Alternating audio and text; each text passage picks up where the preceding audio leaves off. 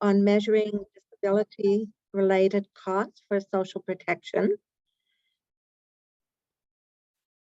My name is Ruth Warwick, and I will be your moderator. For change to happen, it is important to draw upon and learn from what has been done.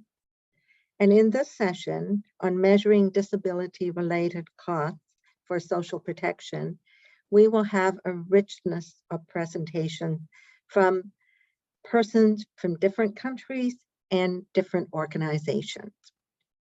And without further ado, I would like to just give a few housekeeping announcements. First of all, we have sign language interpretation and live captioning for this session. Please go into the chat box for the live captioning link. We also have interpretation in French, Spanish, Arabic, and Russian, and you only need to click onto the appropriate language at the bottom of your screen. Throughout the session, we will have you to have an opportunity to ask questions in the Q&A function that is on your screen. Any questions that cannot be answered, we'll make sure that we answer them after the session. And the chat box is not intended for a Q&A, but is open if there's any comments or technical issues that you face. Please don't hesitate to contact us. Now I would like to move to the next slide. I'm not going to introduce myself in great detail, but I would just like to say that I am the president of the International Federation of Hard of Hearing People, and I'm also the first vice president of the International Disability Alliance. And in order, I will introduce each of the following speakers. However, I will not read their detailed biographies. These are available on the website. Our first speaker will be Cynthia Legasca of the Department of Social Welfare and Development, and she comes from the Philippines. Our next speaker will be Daniel Mont from the Center for Inclusive Policy.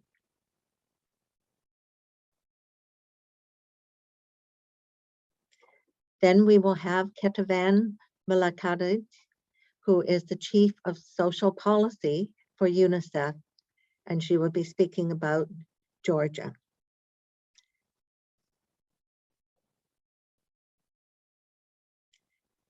Amin Laji, Senior Research Operations Manager for Leonard Cheshire, will be the following speaker. And then we will close the session with Dinwar Diwi, CTO, Research Analyst for Prospera. And because we only have 15 minutes and we have 5 excellent presentations, we want to get started immediately with the first presentation by Ms. Cynthia Legasca. And don't forget to put your Q&A in the Q box. And over to Cynthia. Thank you, Ruth.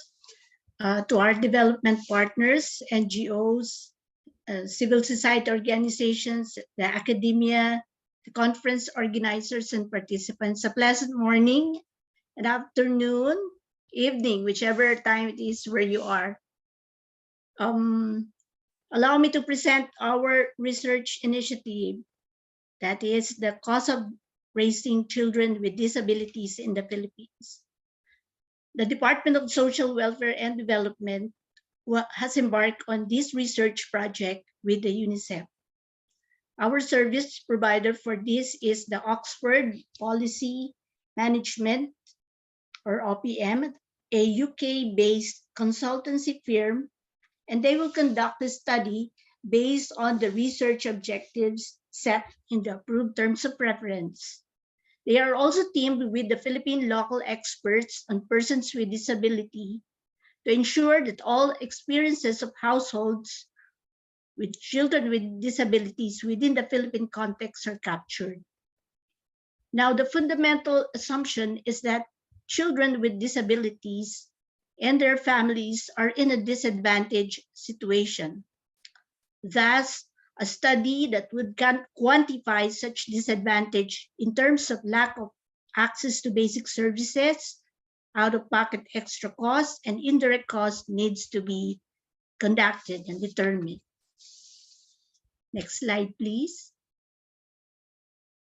Well, based on the inception report and dialogue with key stakeholders, the objective of the study is to produce an estimate of the extra costs faced by households with children with disabilities in order to inform possible policy responses that would improve inclusion. So the main areas of interest in this study are the assessment of current situation of children with disabilities and the possible policy and program implications. Now, under the assessment of current situation, it is the aim of this study to understand how costs, out-of-pocket costs, as well as opportunity costs change based on welfare levels, on the types of disabilities, on household composition, including the age of children, the service provision. It is also important we understand the types of expenditure that captures most of the extra costs for families with children with disabilities. We would like to understand the current level of service provision for children with disabilities and understand to what extent the current programs and services are reaching and benefiting the children with disabilities and their families. Now, under the policy implication, we intend to understand the need of developing new services or improve the current services, determine the possibility of addressing some of the extra costs through a disability allowance, or the possibility to provide extra support to children with disabilities in the existing social protection programs. Next slide, please. So in this diagram, we try to have the concept of the fundamental methodology that we propose, which is the measurement of the household standard of living. So it should be emphasized that the extra costs can be assessed by comparing the household of the same welfare level. The assumption here is that there is a positive relationship between the standard of living and the consumption expenditure. Now, when the standard of living increases, the consumption expenditure will also increase. Thus, to understand and reach the same level of living standard, households with children with disability incur higher costs than other households. Our methodology for the study involves obtaining a measure of standard of living, a measure of the degree and type of disability, information and income, consumption expenditure, a number of socioeconomic characteristics of the household, including education, employment, and household composition. So the information will be collected through a household survey that should have a sufficient number of households, including both children and with and without disability. So regressing this standard of living by the household consumption expenditure, a variable measuring disability, and other relevant socioeconomic indicators, we are then able to measure the extra cost of disability for different types of households. That is, household with children with disabilities and those without. Of course, there are clear limitations in the study because since the focus is on broader social cause of disability. The study will not estimate the long-term cost of childhood disability on human capital building and other related future economic costs. It will not be an assessment of disability prevalence, but focuses primarily on the quantifiable monetary costs of disability. Now, on the next slide, we shall show you the methodologies that will be employed. So a mixed method research design, utilizing both qualitative qualitative and quantitative methods. So first, it would involve the consultation and focus group discussion with stakeholders, because this would inform the design of the survey questionnaire already developed. So there would be next conduct of sample survey for the target household with and without children with disabilities. There will be households in-depth interview to further understand the different types of costs related to types of disability, as well as costs of goods and services required. Next slide, please. Two data collection tools will be administered to different target respondents. So the community questionnaire will be administered in 320 barangays. These are local communities in the Philippines, where households are interviewed. It aims to collect information about available resource services, the distance of the services, the information about costs, the local prices, the presence of the People's Organization for Persons with Disability, and the awareness and attitudes towards disabilities. So the interview will take place with the staff from the barangay or local communities, as well as with Persons with Disability Affairs Office. So this is not all the municipalities in the country have yet the Persons with Disability Affairs Office, but there is a focal point or for persons with disabilities in the municipality. So on the other hand, the household questionnaire will be administered to households with children with and without disabilities. The household questionnaire will need to contain three crucial pieces of information.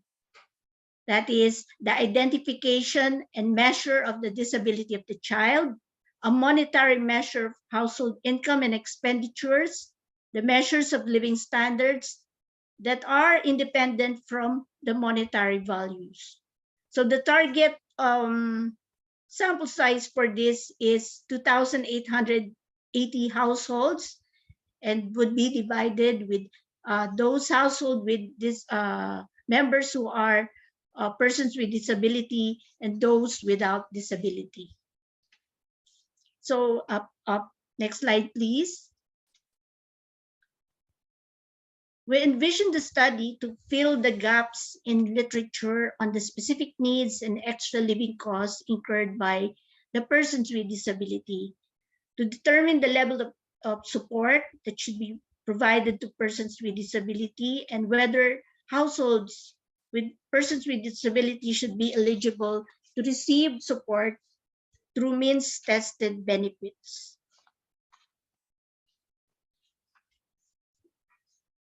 So the Philippine Coalition on the UN Convention of the Rights of Disabilities highlighted the absence of such information and the need to ensure that the DSWD and other implementing agencies in the country develop programs to cover such costs, including costs for personal assistance, and that the Philippines health insurance would include adequate package to cover expenses for assistive devices. The partnership between UNICEF and DSWD produced the situational analysis of children with disabilities and is continuing with this costs of raising children with disabilities. So after the study has been completed, it is also there is also another phase that intends to follow up with the piloting of a possible areas of intervention for children with disabilities.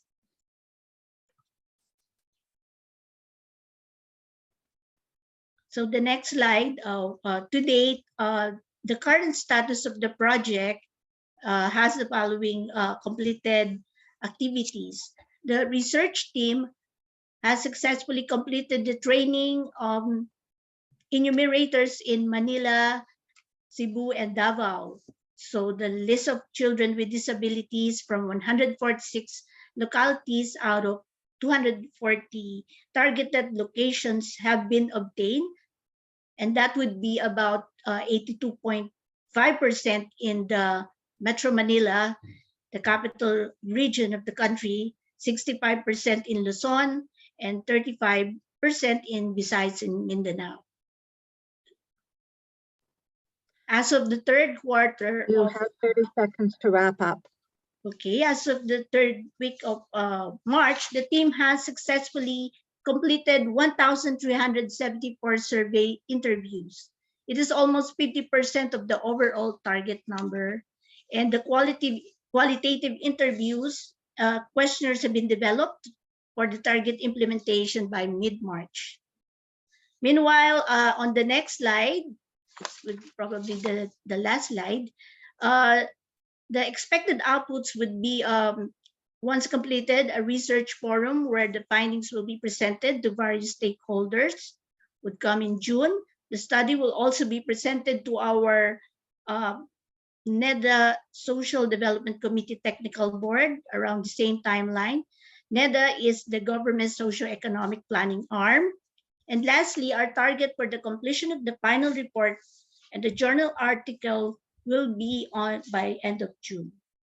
This already incorporated the inputs and feedback from our interagency technical board and the forum. Okay, that is the slide, not last slide. Okay, thank you for the opportunity to share this worthwhile initiative from the Philippines for our persons with disabilities. Thank you very much for that excellent presentation. And without further ado, over to Daniel Mont.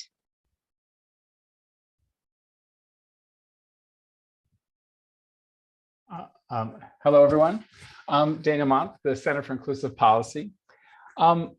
So if we're going to design inclusive social protection programs, we have to address this issue of the extra cost of disability that people with disabilities face. But in order to do that, we have to be able to measure them in an understandable and reliable way. And that's what my presentation is about, talking about the various approaches to doing that. When we talk about the extra costs faced by people with disabilities, they fall into two categories, what we call direct costs and indirect costs. Direct costs are the expenditures that people make out of pocket. And some of these are specific to disability, for example, assistive devices or rehabilitation services, things like that. But there are also extra expenditures on general items, say healthcare, transportation, housing, things that everybody spends money on, but there are extra costs for people with disabilities. But there are also indirect costs. People have fewer employment opportunities, education opportunities, they have lower earnings. And these are very important costs, opportunity costs we sometimes call them, but they are not what we're talking about today. We're talking about the direct costs, those actual expenditures that people make. So the question is, how do we measure these extra costs? There's three main ways of doing it that each have their own pluses and minuses. There's the standard of living approach, which looks at what is the additional income required by households who have people with disabilities to achieve the same standard of living as similar households without disabilities. Okay? How much more income would they need to have the equivalent standard of living? The second method is what we call the goods and services method, which tries to actually go out and see what are the additional costs of goods and services that people are already spending on right now. And the final method is what we call the goods and services required method, which tries to estimate what goods and services need to be purchased so that persons with disabilities can achieve equal participation to people without disabilities. So in the standard of living method, the data source are household income and expenditure surveys. As long as there's disability questions on that survey, we can do the standard of living approach. The first thing we do is construct a measure of the standard of living. One common way of doing that is an asset index, looking at what assets that the household has, financial, non-financial living conditions, things like that. And then we compare similar households with and without disabilities who have the same income level, but we look at what's the gap in their asset index. And this gives us an estimate of what expenditures were made, right? Because if I have the same income as your household, but my standard of living is less, it must be because I had to be spending on things that you didn't have to be spending on. And that's basic idea behind the standard of living methodology. What it tells us is the current economic impact of direct expenditures on household standards. Okay, how much is their standard of living less because they're spending on things? And it also gives us a representative sample because we're looking at a major household survey. What it doesn't tell us is what the money is being spent on. And it doesn't tell us how those costs vary among groups of persons with disabilities because it gives us an average, right? It doesn't tell us the range. And it doesn't tell us the gap between what is being spent and what is needed. Maybe people need to spend more than they're spending now, but they can't because the things they need aren't available or because they don't have the income that's necessary to buy those things. Okay. So the second method we look at is the goods and services method, where we put together expert groups and focus groups, and we do detailed interviews to try to figure out exactly what people are spending on. This gives us the range of expenditures because some people spend a little, some people spend a lot. It also tells us what's being purchased. Is it assistive technology? Is it extra costs for transportation? Is it more costs on medical care? And we can see how that varies by the type and severity of disability. But what it doesn't tell us is the gap between what is being spent and what is needed for equal participation. And to do it in a nationally representative way requires a lot of resources because we're talking about very in-depth interviews. Whereas the goods and services required method also uses expert groups and focus groups. And I think Ketevan from Georgia is going to be talking about how that work is going on right now in this method. It has detailed interviews on what expenditures are being made and what is needed. But we also have to estimate the market costs of things that are not currently available. Maybe somebody needs a personal assistant and they're not available. Maybe someone needs an electric wheelchair and you can't get one in that country. What does it tell us? It tells us what is the cost of equal participation and what kinds of goods and services are needed for people with different types of disabilities. What it doesn't tell us is nationally represented estimates of the current economic impact of these costs. Okay, it tells us what people need, but it doesn't tell us how it's affecting people's lives right now in terms of their economic well-being. So when it comes to estimating the cost for social protection policy, the question is, which of these methods is the one we should use? Well, the standard of living method and the goods and services measures are very useful measures. They're useful for analyzing the current economic impact of disability on people's households. It can help us refine what we mean by a poverty line for people with disabilities. It tells us what people can spend and can afford, but it doesn't tell us what people need, right? The goods and services required method is the only one that provides the information that's needed for the design of social protection policies. What goods and services are needed? How do they vary by the type and degree of disability? What is the current gap between what people are spending and what they need? But finally, I like to just highlight that what the goods and services required method does not give us is a number. You don't do this method and say, aha, the extra costs of disability are 27%. No, it gives us an overview of the structure of disability costs, how they vary, what they're being spent on. And it's this structure of costs that can help us design appropriate policy. So it's important when looking at the extra cost of disability that we choose the right method for the right purpose. And there's a growing number of examples of countries now that have been applying these measures, including some of the people who are talking today. So thank you very much for your time.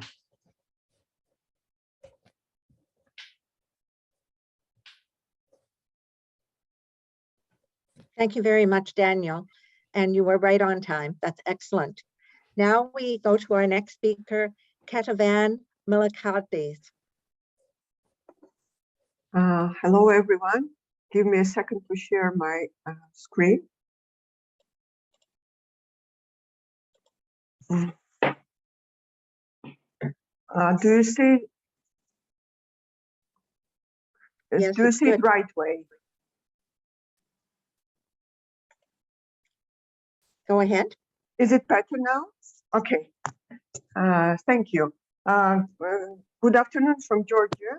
My name is Katie Melikadze. I work for UNICEF social policy team. in Georgia. And as Daniel mentioned, I will be presenting you our ongoing study on cost of disability for children in Georgia. But before going into details of the study, let me give a brief overview of the country. With a population of below 4 million, Georgia is a middle-income country. Every fifth Georgian citizen is considered to be poor, but child poverty is even higher than general population poverty. 1.4% of the children have official status of children with disabilities, which is defined by the medical assessment. Georgia ratified UN Convention of the Rights of Persons with Disabilities in 2014, and since then it has been undertaking the broad range of reforms for inclusion of persons and children with disability. And UNICEF and other UN agencies and other donors are supporting the government in this journey. Let me also briefly show you the existing system of social protection for children with disabilities. Currently, government spend around 0.5% of GDP on children with disability, and this support comprised of the cash support as well as support to services and support to access healthcare and education. Children with disability get universal disability allowance. They get different types of social, specialized social services, be it habilitation, rehabilitation, early development, home care, daycare, or so on. Also, range of assistive devices, and also they have a preferable health insurance package, which covers some of the cost concerning health. And by the law of the education, every education institution at any level is obligated to provide environment for study for children with disabilities and special learning needs. This all sounds very comprehensive, but let me tell you that children in the capital and large cities really have a large scale of support.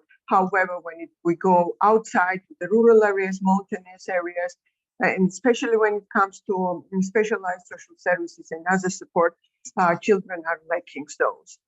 So now we know very well what we have in Georgia, but with the study that we are undertaking, we want to understand what children need to be inclusive, what children need with disability need to participate equally in the society.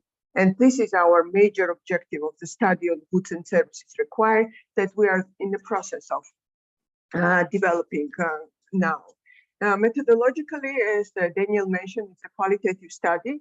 We rely on the opinion of the focus group of the parents of children with different types of disability. We heavily rely on understanding of so-called expert panel. This is a panel of the clinical professionals, of the parents, those parents of children with disability and persons with disabilities themselves that have a hands-on experience trying to support children to be inclusive, to perform together with their peers. And also through the market study, we are trying to understand better what is the cost of existing goods and services that were identified or those that are needed but are not available on Georgian markets. We are looking together with the parents, together with the expert panel, we are trying to visualize the daily routine of the children and track what they need, what support they need in terms of goods and services for the self-care, for the movement inside and outside home, for communication with peers, with family members, others, for approaching education, social services, and healthcare services and others. So with this large list of goods and services that were developed separately for different groups of children, being children with visual disabilities, with intellectual disabilities, with the complex needs, we have a different large list, which we then categorized and groups into some categories, and we identified 5 major categories of the goods and services: those that support activities of daily life, for the healthcare of children with disability, for education, leisure and community life, and those that are for support their transportation and infrastructural needs. So let me share with you the preliminary results for one specific group, children with multiple disabilities. And you can see the number, which shows the total cost, total estimate of the cost for inclusion of children with multiple complex needs and disabilities. And you can see that out of this estimated cost, 30% is already covered by the government, but everything else should or can or cannot be covered by the households themselves. But these numbers, I guess, do not tell much to you. So let me provide a bit more. The National Statistics Office tells us that $50 is the subsistence minimum, monthly minimum of the average individual. $94 US dollars is the average consumption of the average adult. The average monthly salary across the sectors is a bit over $400. And you can see that this amount is not enough to cover extra cost and like desirable goods and services for the children's inclusion. On the other hand, we know that the government is already providing disability allowance for children that is there to offset the extra cost for disability.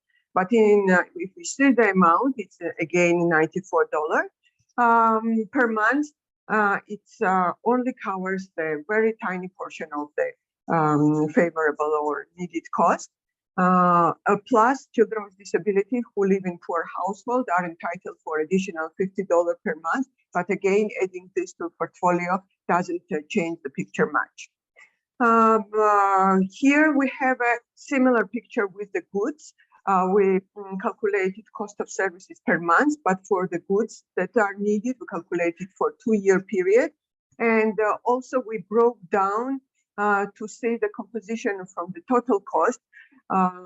We see that category of healthcare, not surprisingly, is one of the largest, with is a share of the total cost, with the second being goods and services supporting activities of daily life. So just my last slide is about understanding how we are going to use the findings of the survey. UNICEF is supporting Georgia to optimize the package of social protection measures for children with disability to fit it better to the individual needs of the children. And for this, we are definitely using whatever we have, and we know how much also it costs. We will be using some internationally recognized knowledge of about internationally recognized goods and services, but mostly we'll be using these findings of the survey, which shows that what is needed currently in Georgia in order for children to be performing better and being inclusive into the society. And definitely this extra cost should be utilized by the state. And here we will be analyzing in more details which agency should be covering the portions of the cost. And it will be Ministry of Health and Social Affairs, partially Ministry of Education, and municipalities, of course. It's a very challenging and difficult journey, but with the recently adopted the new law on the rights of persons with disabilities, which provides a very comprehensive legal framework for this change, we'll hope that the situation will really improve and government will be able to provide better support for the inclusion of children with disabilities. Thank you. Over to you, Ruth. Thank you very much for your presentation. And now we move to Amin Laji. Thank you. Let me share my screen. We're on a very tight schedule, so we're moving along quickly. Thank you. Can you see my screen now? Perfect. Can you see my screen? Yeah, okay. Yes. Thank you, Ruth. My name is Amin Lalji, and I'm the lead researcher and senior research operations manager at Planet Cheshire. I'll be talking about measuring disability-related costs for social protection, which is a part of the I2I program funded by the FCDO.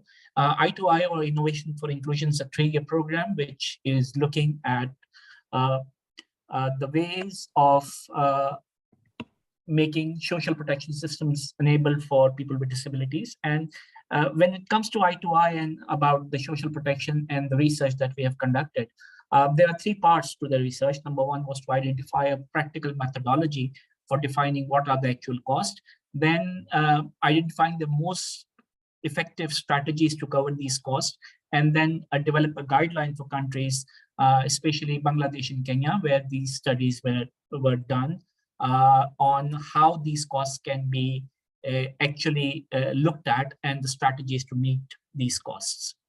So the research that we did was basically participatory action research, and as Dan rightly said, that there are three ways of looking at the extra cost of disability: the goods and services approach, the standard of living approach, and the goods and services required.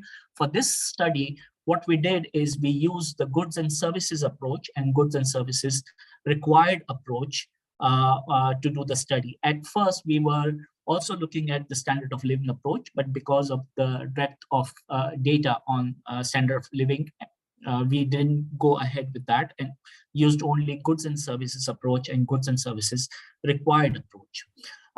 As far as the sampling is concerned, it was a purposeful non-probability sampling, with the type of sampling was basically defined by the quota. And based on that, we did two interventions: semi-structured interviews and focus group discussions. Semi-structured interviews are both conducted in Bangladesh and Kenya in three different areas, which I'll go in the next slide, as well as the focus group discussion. These focus group discussions were basically launched in order to see that what are the findings from semi-structured interviews are coming from. So it's a sort of a validation exercise as well. For semi-structured interviews, we did around 1,487 semi-structured interviews in Bangladesh and Kenya, mostly around 50-50% of both. And for focus group discussions, we had around 59 focus group discussions in both these countries, with 595 participants. Majority of these were done in three areas in Kenya: Nairobi, Mombasa, and Kisumu. And in Bangladesh, it was Dhaka, Chittagong, and Sylhet, because these are the six areas where I2I is working. As far as the disabilities are concerned, we looked at 7 disabilities in Kenya, which are part of the government legislation, as well as in Bangladesh, where we used 12 disabilities, which are again part of the legislation. In the next slide, next two slides, I'm showing the preliminary data that we have acquired after looking at the data from semi-structured interviews and focus group discussions. This data is not yet analyzed fully. We are in the process of doing it, but I just wanted to show what has been identified earlier, that if you look at the data from Bangladesh between two different types of disabilities, hearing and lower body mobility, majority of the costs are from the healthcare cost. But for lower body mobility, the healthcare costs are much more as compared to the hearing impairment. Same is the case with assistive technology. The assistive technology costs for people with lower body mobility are much higher as compared to those with hearing and speech impairment. But if we dig deep down into the healthcare cost, majority of the cost for people with disabilities with hearing and speech impairment are specialized health services. Same is the case with the healthcare cost in Kenya between hearing impairment and physical disability. Again, the healthcare costs are much more as compared between the physical disability and hearing disability. For physical disability is much more as compared to the hearing disability. And if we again look deep down into the configuration of healthcare costs, the specialized health services for physical disabilities are again much higher as compared to hearing and speech impairment in Kenya for people with disabilities. Again, one of the things that has come out very focused in these studies, in this study, is assistive technology. For people with disabilities, especially with physical disabilities, the cost of assistive technology is much higher as compared to people with hearing and speech impairment. These are some of the quotes, because this study not only looked at the quantitative side, we also looked at the qualitative side. And we also had some interviews during the focus group discussions. For example, one of the quotes from a person with visually impaired person in Nairobi said, I had one donated by National Council for Persons with Disabilities. I had to replace a lens at a cost of 7,000 Kenya shilling after 2 years. And I did with the help of family members. Spectacles wear out very fast due to exposure of sunlight. So there is a recurring cost that comes to mind when even if the government or other NGOs are supplying assistive devices. If you look at some of the quotes from Bangladesh, a person with the problem in his upper limb informed during one of the FGDs, I brought in orthosis, cost 12,000 Bangladesh taka. My father could give me only 2,000 Bangladesh taka. We must buy a new device again. It will cost more to buy another device. So all these quotes and all these data is suggesting that we need to look at the extra cost of disability pretty much in a focused way in order to develop systems for inclusive social protection at the policy level. We are still in the process of developing and looking at the data and doing the analysis. And I hope that by the end of June, we'll have a full report and an academic paper out. For this research, I would like to acknowledge those who participated in the research. The study team consists of our lead country researchers, Anis and Kennedy, while member of the technical team, Peter Orca, who is the principal investigator in Kenya, Dan Mont, Morgan Banks, Jill Hancock, and Mark Carew. Ola Abulageb, she was the advisor for I2I in the initial phase, and Olga Deargon, statistician Amina Olal, and Elizabeth Johnson have all played a key role in taking this research forward. Thank you so much. Thank you so much as well. And now to our last presenter, Dinar Dewi Prasitio. The floor is yours.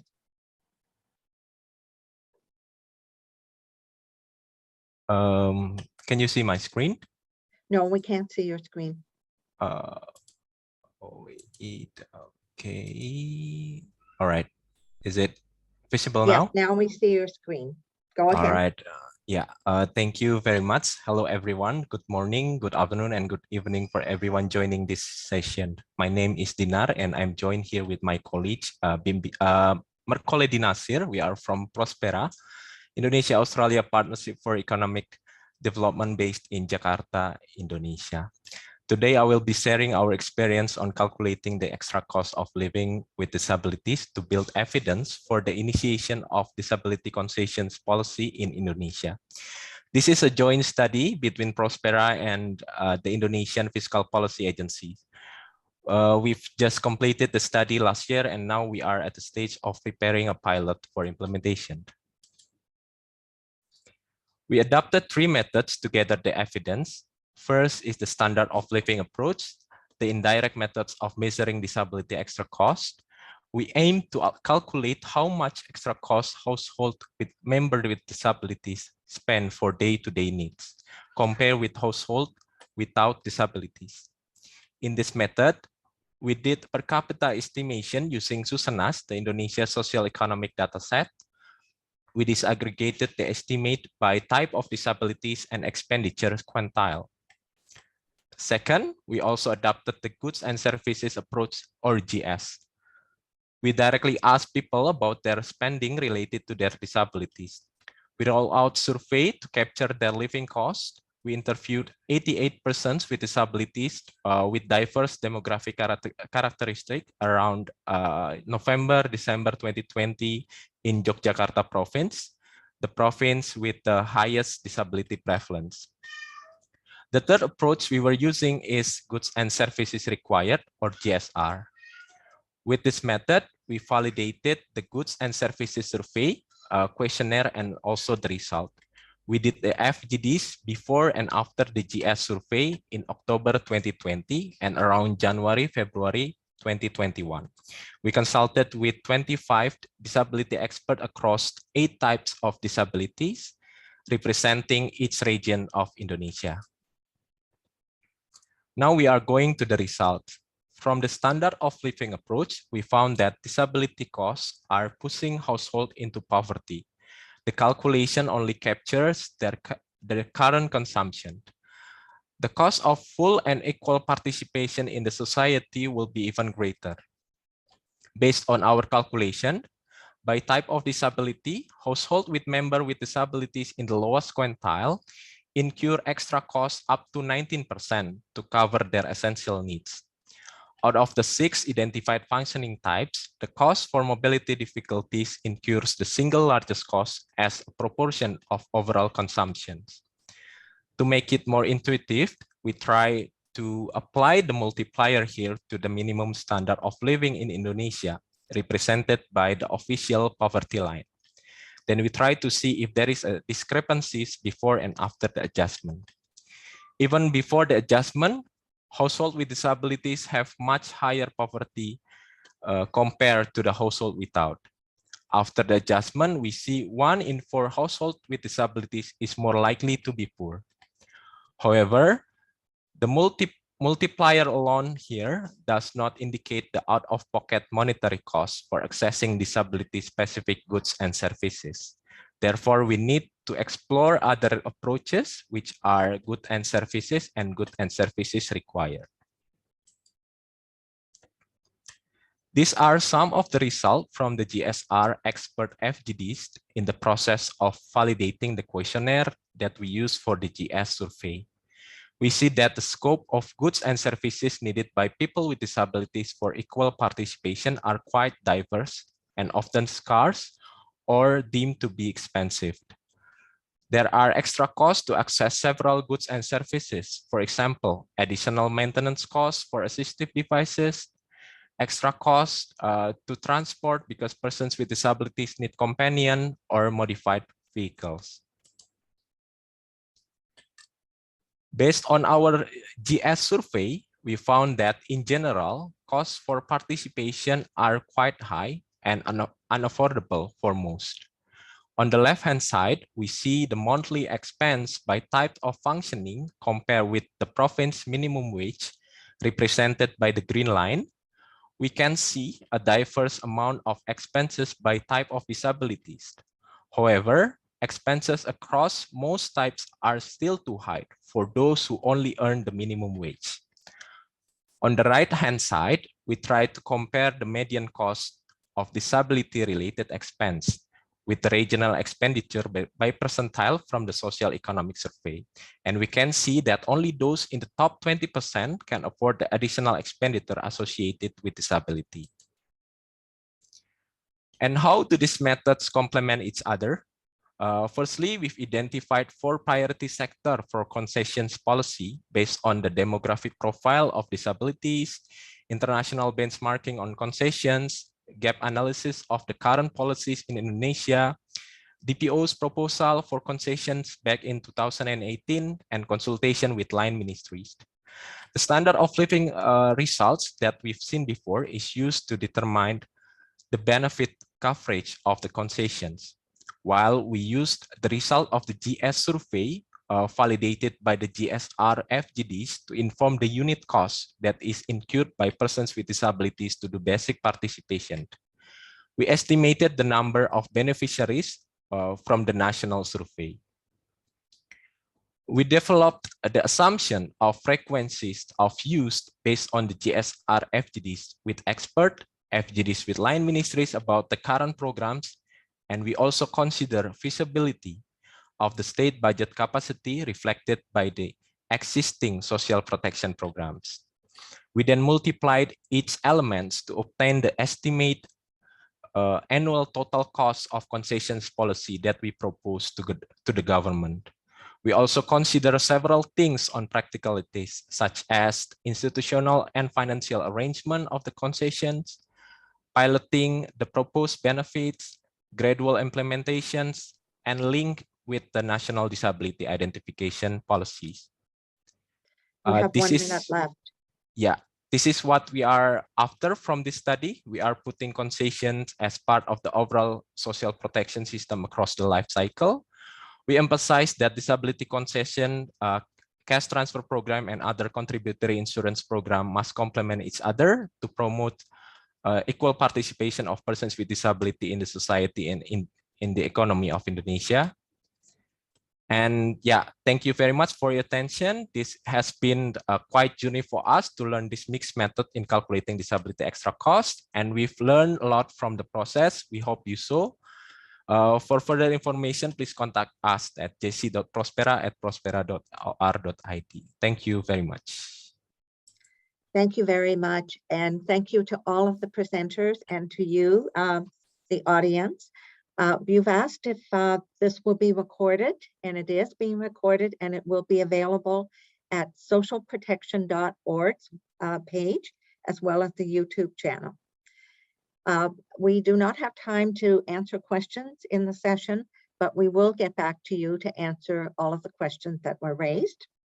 And we invite you to check the event agenda, join other sessions, and also check out the networking area. And the event page has virtual booths with projects that you are invited to check out as well. Thank you so much again to all of our presenters, and thank you to you for attending this really important session, which has given us a wealth of information. Bye-bye.